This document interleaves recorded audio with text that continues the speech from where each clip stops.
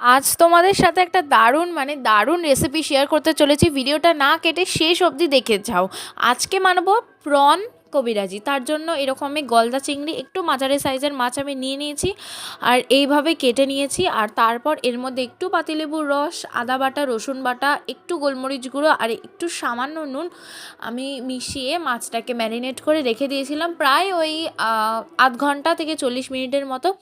আর তারপর মাছের মধ্যে একটু ধনেপাতাও মাখিয়ে দিয়েছিলাম, কারণ ধনেপাতার ফ্লেভারটা না আমার ভীষণ ভালো লাগে। তোমরা চাইলে এটাকে স্কিপ করতেও পারো।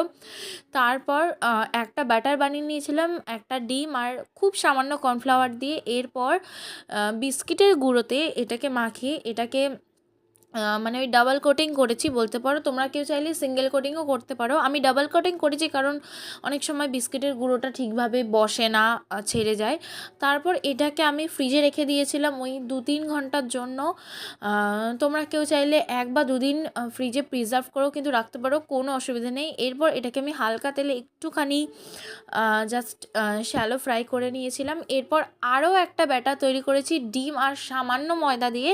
আর কবিরাজির কিন্তু এই পার্টটা সবথেকে ইম্পর্ট্যান্ট, এইটা না হলে কিন্তু কবিরাজি একদমই হয় না। তো ডিমটাকে ভালোভাবে এইভাবে ফেটিয়ে নিতে হবে যাতে একদম মানে ওই একটা আঠালো ভাবটা যাতে না থাকে। এরপর আমি যেইভাবে দিচ্ছি ঠিক এইভাবে হাত দিয়ে এটাকে ডিমটাকে তেলের মধ্যে দিয়ে দিতে হবে। আর আরও বড় জায়গা হলে ভালো হয়, মানে আরও বড় কড়াই, কিন্তু আমার কাছে ছিল না বলে আমি এটাই দিয়েছিলাম। তবে ফার্স্ট টাইম ট্রাই তো ওই আর কি, মানে একটু ভেঙে গেছে। তো যাই হোক, তোমরা আশা করি বুঝতে পারবে খুব ইজিলিভাবে আমি এই স্টেপ বাই স্টেপ দেখিয়েছি। অবশ্যই কিন্তু বাড়িতে জানিয়ে বলো কেমন